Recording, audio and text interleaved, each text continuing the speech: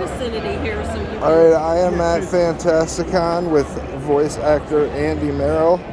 Obviously, you can see who he voices by his amazing puppeteering skills.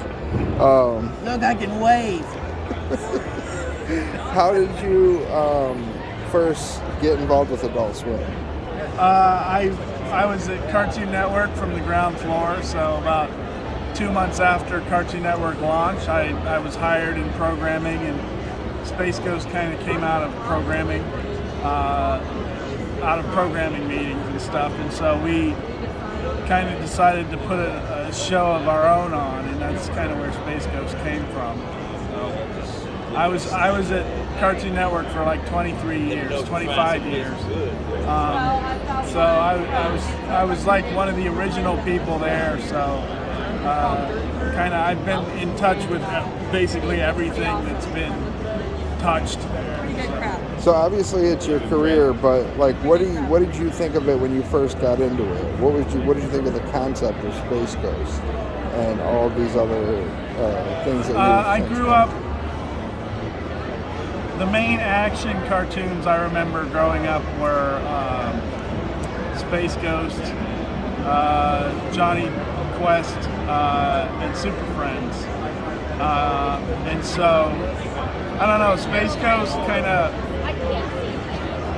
came out the year I was born, so I always kind of had an affinity towards Space Ghost. So we just thought he was like a stupid, goofy enough character to like give him his own talk show, and that's kind of where all of that came from. It basically was a testament to Leno and Letterman fighting at the time to get the Tonight Show. So was this when you started playing Brak and voicing Brak? Did you have any idea of how big the opportunity was for you? Or did you feel like you brought something, a flair from within yourself that boosted it? We were never made to feel like we were special. So to go to our first like Comic-Cons after the show aired and have people like yelling out "All Hail Brak" and just lines that I wrote or said was just like, it just flummoxed me, just because it was just odd to me, just that people actually did pay attention and were like big fans. So that it came as a surprise to me, because we were always made to feel like we were, dirt. So I guess just because they didn't want to lose us as writers, they didn't want us going anywhere outside of Atlanta. Was there anything? Was there any other characters that you wished you would have had an opportunity to play? I've tried out for Yosemite Sam, which didn't go over well. But no, it's not anything that I would like to be doing more characters. Every once in a while, I'll get somebody who grew up with Space Ghost and Cartoon Planet and all of that, and they'll cast me in their new shows. And so it's always an honor to hear from people like that. That's basically how I still do VO, is that just like people who grew up with my stuff. So I don't know.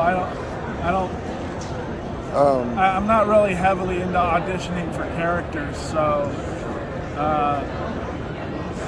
really the few ones that I've auditioned for is just like, Are there any that you've considered writing yourself, character-wise? I'm always interested in writing.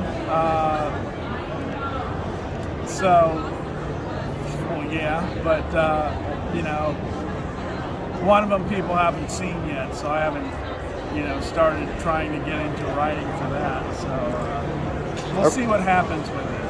Okay, is there anything you'd like to say plug-wise, like a website or something where people can find I'm about to record a new character for a Disney show that just started yesterday. It's called KIF. It's on Disney Channel, and then it's on Disney Plus like 5 days later. But I'm about to go in and record Kif's uncle So I'll probably be on the show a number of times after that. So we'll see what happens. Okay, well, that's awesome, man. It was great meeting you. Nice to meet you. Thank you. Thanks.